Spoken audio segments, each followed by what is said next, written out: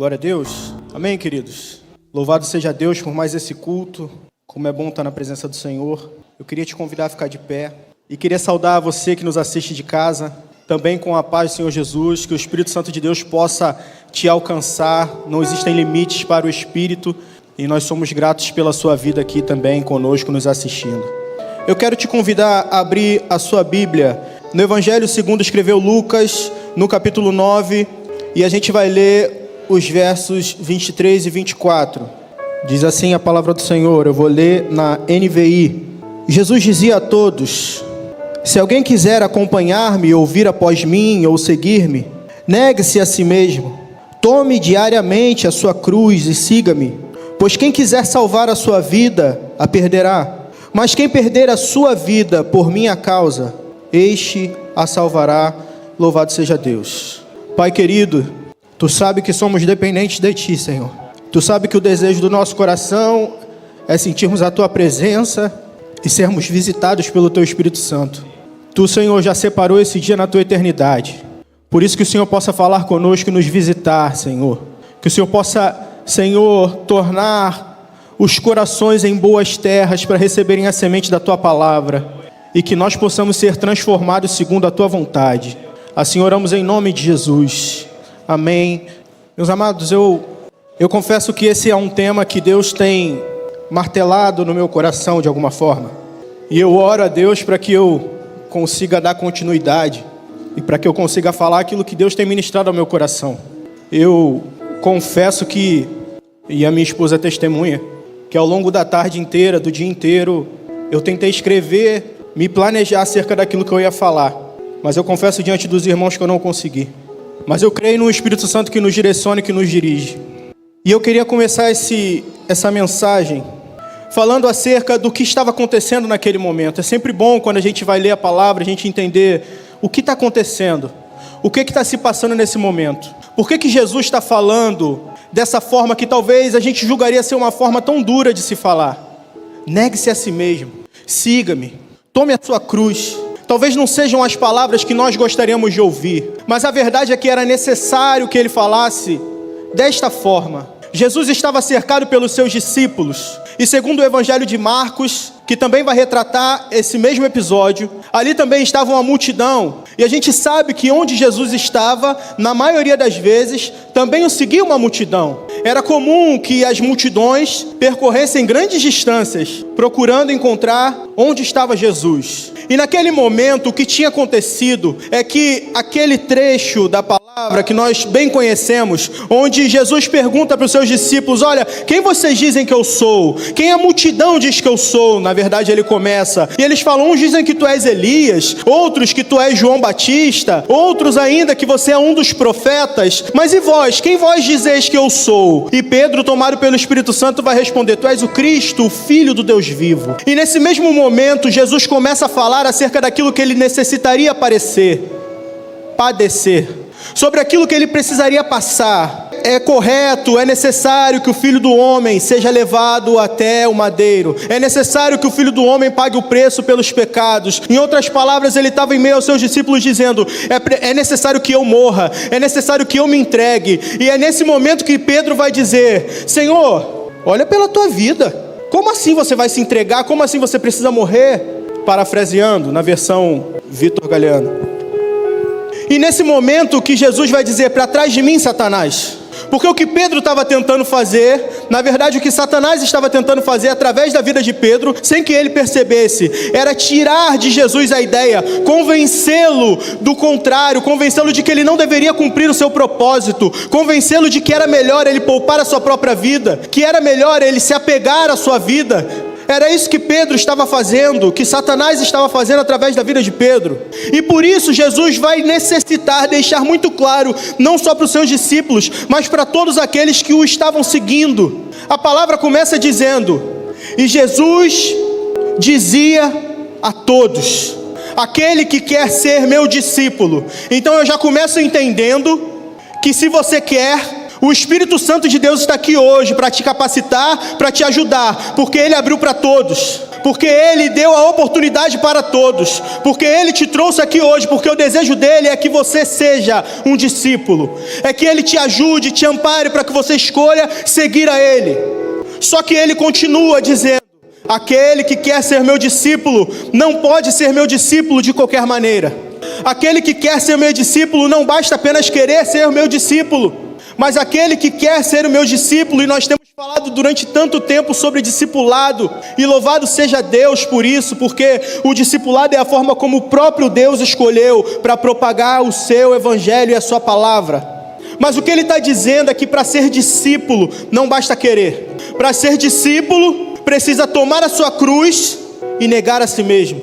O problema é que quando ele se cerca dos seus discípulos, e quando nós olhamos para os seus discípulos, a gente percebe que talvez os discípulos tinham esse entendimento, porque Jesus estava cercado de discípulos e de multidão. Aonde Jesus ia, na maioria das vezes ali estava multidão e discípulos. Mas a pergunta que eu faço é: o que diferencia uma multidão e os discípulos? Porque às vezes a gente pode se confundir um pouco quando Jesus nos convida a segui-lo. A gente pode achar que seguir a Jesus é apenas sobre nós estarmos no lugar onde Ele está. Então a gente começa a frequentar os cultos aos domingos, e a gente acha que porque estamos frequentando os cultos ao domingo, nós estamos seguindo a Jesus. A gente começa a estar no ambiente, às vezes a gente começa até a ouvir alguns louvores, e a gente entende que porque nós estamos ouvindo louvores, e estamos num ambiente onde Jesus se manifesta, que isso já nos torna discípulos. Só que o problema é que Jesus está dizendo que não basta estar onde Ele está. E talvez a maior diferença que existe entre os discípulos e a multidão, você pode achar algumas, mas na maioria das vezes elas vão desaguar em um mesmo aspecto: o compromisso. E esse compromisso que os discípulos tinham dava a eles um nome. Quando você olha para a multidão não tem nome. Quem está dentro da multidão você não sabe quem é, só está ali. Mas quando você olha para os discípulos, você sabe que tem Pedro, Tiago, João, e talvez você tenha completado no barquinho. João 6, 24, a palavra diz: quando a multidão percebeu que nem Jesus nem os discípulos estavam ali, entrou nos barcos e foi a Cafarnaum em busca de Jesus. Quando o encontraram do outro lado do mar, perguntaram-lhe: Rabi, quando chegaste aqui? Jesus olha para a multidão e diz: em verdade lhes digo que se vocês estão me procurando, não porque viram os sinais maravilhosos, vocês estão me procurando, não porque viram sinais milagrosos, mas porque comeram os pães e ficaram satisfeitos. A multidão seguia Jesus não porque ela tinha compromisso, mas porque ela queria ver os sinais e porque ela queria satisfazer as suas vontades através do que Jesus podia oferecer. Talvez essa seja a maior diferença. Agora preste atenção como se diferencia quando a gente vê em Lucas capítulo 5, verso 10. A gente vê como também Tiago e João, os filhos de Zebedeu, que eram sócios de Simão. Jesus disse a Simão: não tenha medo, de agora em diante você será pescador de homens. Eles então arrastaram os seus barcos para a praia, deixaram tudo e o seguiram. O compromisso de Pedro, o compromisso dos discípulos ao serem chamados por Jesus para segui-lo, não estava somente em satisfazer as suas vontades próprias, mas havia uma renúncia de tudo aquilo que eles tinham. Havia uma renúncia da sua própria vida, talvez daquilo que os identificava. Eles eram identificados como pescadores, mas agora aquilo que os identificava estava sendo deixado para trás. A gente vai ver isso também na vida de Eliseu, quando Elias vai chamar ele para o seguir. Eliseu fala: deixa só eu me despedir dos meus pais. Ele deixa os seus bois, ele queima as carroças e ele vai seguir o profeta. Ele toma uma decisão, mas a decisão que ele toma precisa gerar algo na sua vida, precisa movimentar a sua vida de alguma forma. O que Jesus está nos ensinando não é nada diferente daquilo que Ele mesmo fez. Jesus está nos ensinando que o verdadeiro evangelho não se consiste em obter algo, se consiste em perder. É isso que Jesus está falando. Você vai precisar negar a si mesmo, e você vai precisar tomar a sua cruz. E isso Ele diz também para mim e para você. Se nós queremos ser discípulos, nós precisaremos ser essas pessoas que vão definir e decidir: Senhor, eu quero te seguir, e eu estou disposto a negar a mim mesmo. Eu estou disposto a negar as minhas vontades. Eu não quero, Senhor, ser como a multidão. Eu não quero ser como uma multidão que não me compromete com aquilo que o Senhor é e com aquilo que o Senhor tem. Mas eu quero te seguir e eu quero te amar. E isso é difícil para nós. Mas quando nós olhamos para Jesus, a gente vê Ele fazendo exatamente isso. A gente entende o que é negar a si mesmo. Afinal, o que significa negar a si mesmo? Como é que eu nego a mim mesmo? Como é que eu nego quem eu sou? Como é que eu nego a minha vontade? E Jesus vai nos mostrar ao longo da sua vida vários episódios onde Ele nega a sua própria vontade. Mas por trás do negar a sua própria vontade e por trás da renúncia, existe uma palavra que precisa definir a mim e a você, sem a qual nós jamais conseguiremos alcançar aquilo que o Senhor deseja de nós. Se chama amor. Todo o evangelho vai girar em torno do amor. Do amor de um Deus que se fez carne, que habitou entre nós, que enviou o seu Filho unigênito para que todo aquele que nele crê não pereça, mas tenha vida eterna. Ele amou a minha vida e a sua vida, e é através desse amor que nós vamos encontrar amparo, motivação e tudo o que for necessário para a gente desempenhar a nossa vida cristã, para que a gente possa seguir a Deus. É impossível que nós façamos isso sem amor. E por que você está dizendo isso? Porque dentre aqueles atributos do amor, ou aqueles conceitos do amor que a gente vai ver lá em 1 Coríntios capítulo 13, a gente vai ver que o amor é paciente, o amor é bondoso, o amor não se inveja, não se vangloria, o amor não maltrata, o amor não procura seus próprios interesses. E quando a gente olha para a vida de Jesus desde o seu nascimento, a gente vê um homem que optou por viver não segundo os seus próprios interesses, mas segundo os interesses do Pai. E em segundo lugar, eram os interesses dele? Não, eram os meus e os seus. O tempo inteiro Jesus estava colocando a vontade do Pai acima da dele, e o tempo inteiro Jesus estava manifestando o amor dele pelas nossas vidas, através da renúncia. No episódio em que a mulher samaritana, ela chega até aquele poço e Jesus tem aquele diálogo com ela. Jesus estava sem comer e os seus discípulos vão chegar para ele e vão falar: Jesus, vai comer. Como é que você pode estar fazendo isso? Em outras palavras, Jesus, você não vai se preocupar com você mesmo. Você não vai atentar para as suas necessidades. Você não vai olhar para aquilo que você necessita. Você não está vendo, olha quanto tempo tem que você não come. Como é que você pode se preocupar com uma mulher sunamita antes de você se preocupar com você mesmo? E Jesus vai falar: o meu alimento consiste em fazer a vontade do meu Pai. O que satisfazia Jesus, o que movia Jesus, era o amor que ele sentia pelo Pai, o relacionamento que ele tinha com o Pai e o amor que ele tinha pela mim e pela sua vida. Tudo que ele fazia, desde o momento em que ele estava prestes a ir para o madeiro, quando ele ainda lá no Getsemane, ele vai orar: Senhor, se possível, passa de mim esse cálice, mas todavia, não seja feito como eu quero, mas como tu queres, Senhor. Isso é amor. Ainda que eu tenha vontades, ainda que eu tenha o meu eu, ainda que eu tenha o meu ego, mas eu abro mão de tudo isso, porque o que eu quero valorizar é a tua vontade. O que eu quero valorizar é aquilo que o Senhor deseja. E isso fala muito acerca da diferença entre uma multidão e um discípulo. Isso precisa falar muito conosco. A gente vê hoje no meio evangélico tantos problemas de relacionamento. Talvez, eu não sei se o pastor pode confirmar aqui, que esse seja um dos maiores problemas dentro da igreja. Agora, a grande questão é que a maioria desses problemas acontecem justamente pela nossa incapacidade de olhar para nós mesmos e perceber que nós estamos buscando as nossas próprias vontades, que nós estamos procurando os nossos próprios interesses. Porque se todos nós estivéssemos buscando os interesses de Deus, aí sabe o que acontece? Eu olho para Paulo preso, Paulo passando por várias aflições, aí ele fala assim: olha, estão pregando o evangelho para me envergonhar. Você acha que ele se preocupou com isso? O propósito pelo qual estavam pregando o evangelho, algumas pessoas, era para que Paulo se sentisse constrangido. Aí Paulo fala assim: mas que me importa o motivo pelo qual eles estão pregando? Me importa que Cristo seja anunciado, me importa que ele cresça, me importa que o evangelho avance, me importa é que a palavra do Senhor seja pregada. O que eles vão achar de mim, o que eles vão pensar a meu respeito, isso não me importa. O que me importa é que o nome do Senhor está sendo glorificado. Agora imagina se nós como igreja buscarmos de Deus esse nível de amor, de maturidade, de entendimento, a ponto de que ao invés de olhar para as nossas necessidades, para os nossos desejos, a gente passe a buscar todos nós os interesses de Deus e fazer a vontade de Deus e pedir: Senhor, mostra para mim a tua vontade. A gente precisa se analisar, irmãos. A gente precisa olhar para dentro de nós mesmos. Lucas capítulo 14, verso 28. O Senhor fala assim: qual de vocês, se quiser construir uma torre, não senta primeiro para calcular o preço e verifica se tem dinheiro suficiente para completá-la? Pois se lançar o alicerce e não for capaz de terminá-la, todos os que virem zombarão dele, dizendo: este homem começou a construir e não foi capaz de terminar. Sabe acerca do que Jesus está falando?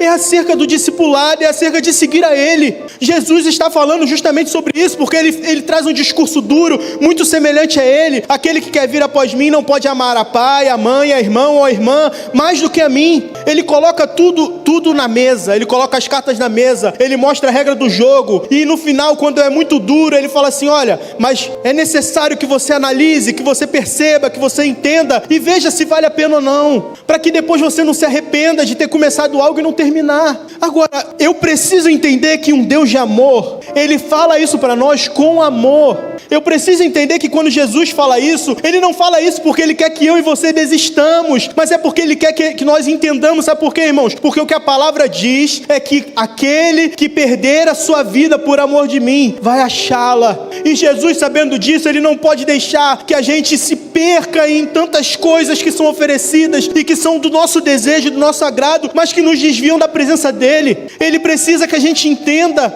o amor é o elo perfeito. Sabe como que a igreja demonstra para o mundo que Jesus Cristo é o Filho de Deus? Unidade. E só existe um jeito disso acontecer: é se nós tivermos um encontro tão genuíno com Deus, que isso mude o nosso ser e o nosso caráter, que faça com que nós percebamos o valor que Ele tem, que faça com que nós percebamos que Ele é o que realmente importa para nós, ao ponto de que a gente olhe para nós mesmos e nós, de bom grado, não de forma obrigatória, mas que a gente decida, que a gente escolha, que a gente olhe. O que Jesus está falando é o seguinte: quando você olha para o que eu tenho para te oferecer e aquilo que te é exigido, ainda assim você precisa entender que é lucrativo me servir e me seguir. É disso que Ele está falando. Quando a gente olha para o que Deus nos oferece, mas a gente precisa entender o que é que Ele está nos oferecendo. Sabe, irmãos, isso arde no meu coração, e eu preciso te dizer que tudo que eu estou pregando aqui, Jesus falou comigo. Tudo que eu estou falando aqui, talvez não seja o que faz mais sucesso, mas é o que Deus tem feito queimar no meu coração. Tem um louvor que a gente canta, esse louvor é um pouco mais recente, e a gente canta e ele fala: é Ele, é por Ele que eu estou gastando a minha vida. Sabe qual é o problema? É que quando eu olho para a minha vida, eu me pergunto: será? Será mesmo? Será que eu não estou só cantando da boca para fora? Será que isso não é só uma palavra que está saindo dos meus lábios, como aqueles fariseus que Jesus nos corrige e fala: vocês me louvam com os lábios, mas teu coração está distante de mim? Eu não quero ser mais um fariseu. Só que quando eu olho para a minha vida, e eu vou me reter a falar da minha vida para que você reflita a respeito da sua. Quando eu olho para a minha vida, eu me pergunto: será que o motivo de eu ter levantado hoje foi para glorificar o nome de Deus? Será que eu acordei 4 horas da manhã, eu me arrumei para ir para o meu trabalho? E será que o propósito pelo qual eu fiz isso foi para trazer dinheiro para dentro de casa? Será que o que eu tenho buscado não é só mais um conforto? O que tem me movido para eu estar cantando: Senhor, é pelo Senhor que eu estou gastando a minha vida? E aí eu oro 1 hora por dia, aí eu leio a palavra um pouquinho, aí eu vou trabalhar, e eu nem me lembro, eu nem me atento para o que está acontecendo ali no meu trabalho.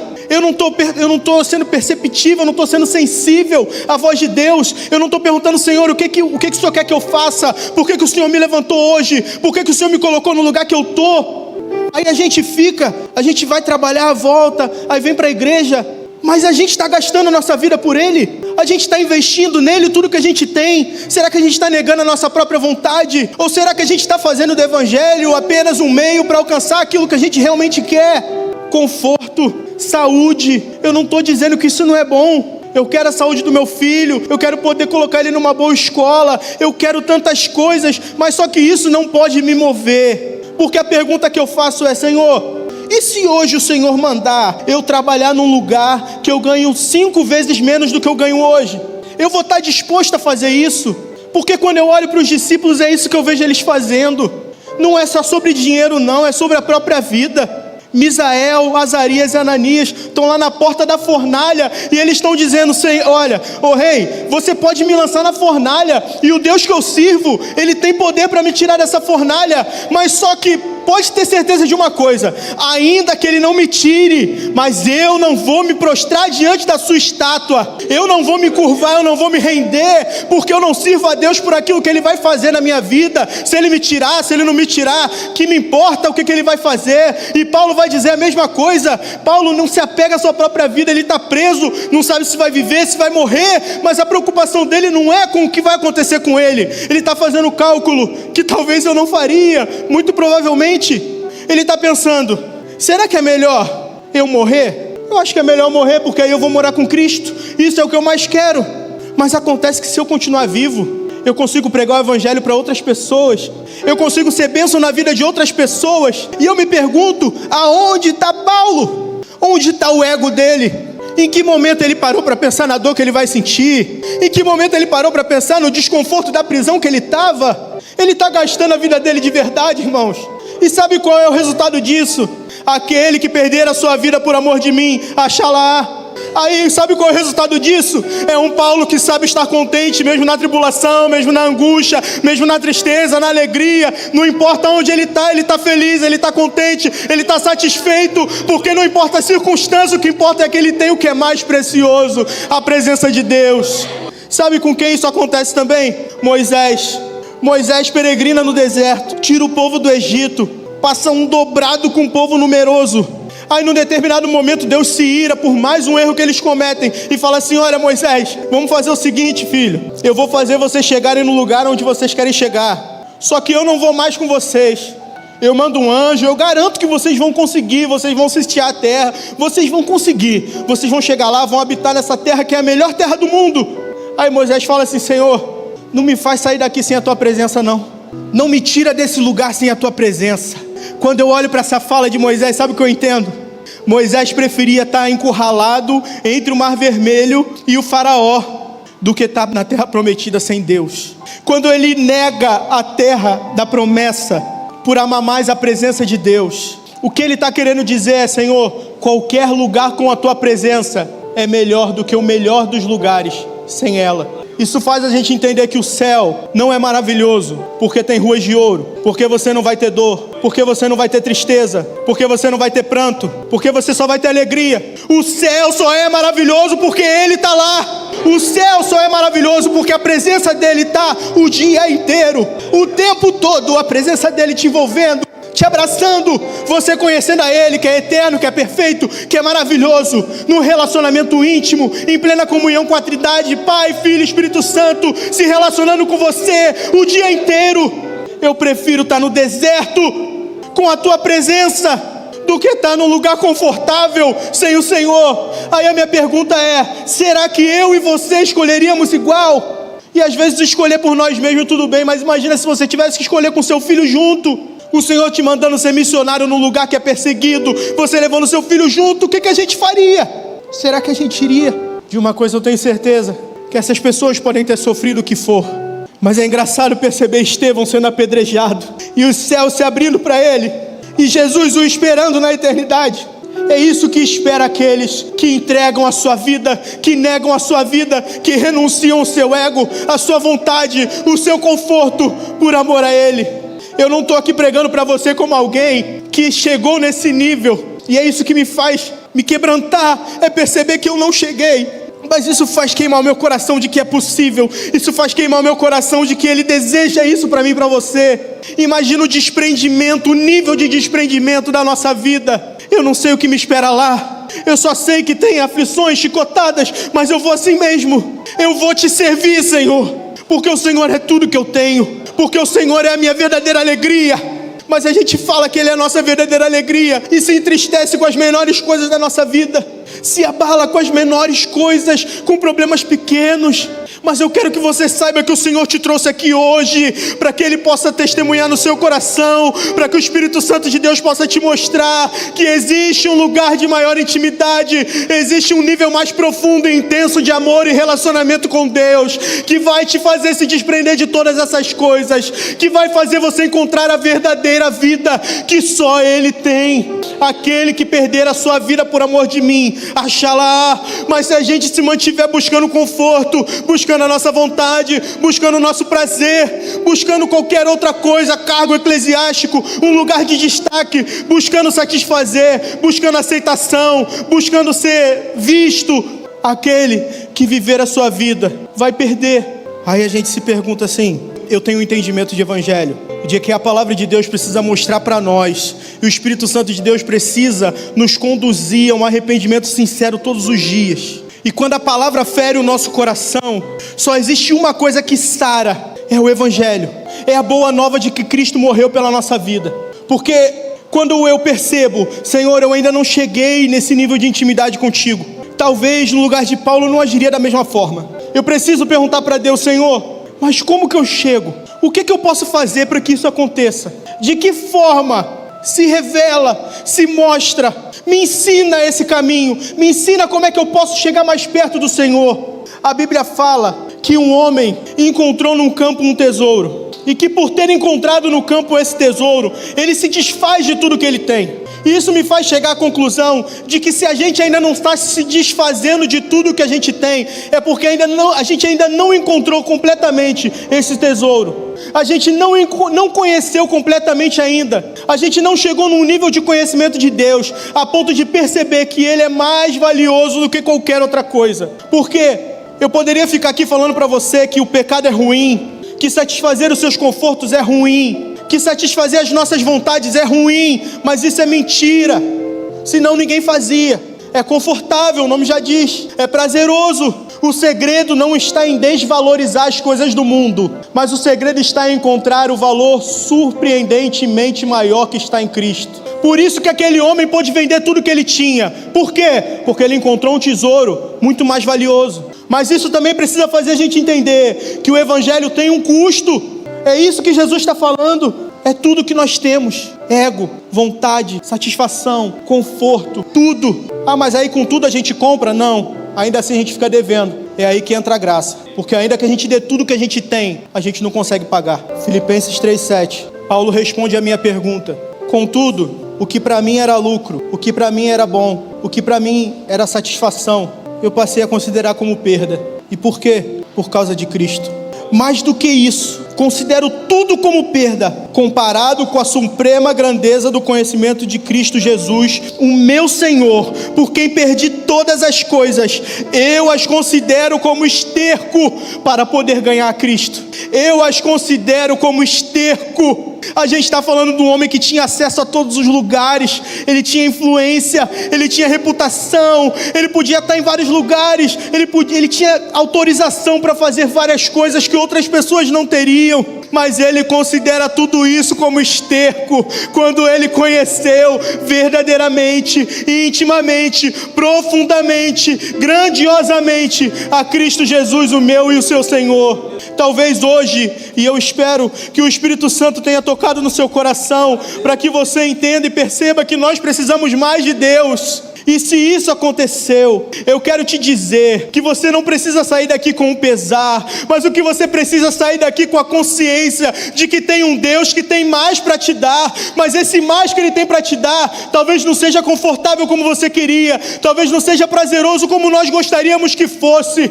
mas é a melhor coisa que você poderia receber, e Ele está aqui hoje para te oferecer intimidade, comunhão, presença de Deus, relacionamento num nível que vai te fazer considerar todas as coisas como esterco, como nada, como lixo, porque você vai passar a conhecer a Deus mais intimamente e profundamente. Deus deseja tratar os nossos corações. Deus nos trouxe aqui hoje para nos levar num nível mais profundo de intimidade com Ele. Às vezes a gente olha para a nossa vida e a gente identifica que a gente precisa mais de Deus. A gente não sabe muitas vezes como é que a gente faz. A gente lê a Bíblia e não entende. A gente ora e parece que Ele não respondeu. Muitas vezes a gente quer largar o pecado, a gente quer abrir mão da nossa vida, a gente quer negar o nosso ego, a gente quer viver para Cristo, a gente quer verdadeiramente gastar a nossa vida por amor dEle e não sabe como. Mas a palavra de Deus diz que aquele que vier a Ele, de maneira nenhuma, Ele lançará fora. O Evangelho não é como uma palestra coach, não é sobre chegar aqui e dizer que basta você querer. Não é sobre chegar aqui e dizer que se você mudar o seu mindset, você vai conseguir tudo aquilo que você deseja. Mas é sobre nós assumirmos diante de Deus a nossa incapacidade de chegar no nível que Ele quer que a gente chegue, para que quando a gente entender isso, a gente possa se aproximar dEle e rogar a Ele: Senhor, tem misericórdia da nossa vida, nos ajuda com a Tua graça, porque é para isso que o Espírito Santo de Deus veio sobre a mim e sobre a sua vida, para te capacitar, para te levar adiante, para te fazer ir além, para te fazer conhecer ao Senhor. Nessa noite, eu quero te convidar para um nível mais profundo com Deus. Eu quero te convidar, você que sentiu do Espírito Santo, não de mim, do Espírito Santo tocando no seu coração, que você precisa mais de Deus, que você precisa entender mais de Deus, que você precisa conhecer mais a Deus. Eu quero dizer para você que a mão do Senhor não está encolhida para a sua vida, ainda que você tenha tentado renunciar, ainda que você esteja fugindo do pecado, se você não está conseguindo, eu quero te dizer que este lugar, no ambiente onde a presença de Deus se manifesta, no ambiente onde os filhos de Deus estão reunidos, buscando a sua presença, buscando a sua face, desejando mais de Deus, neste lugar a presença dele vai se manifestar na sua vida.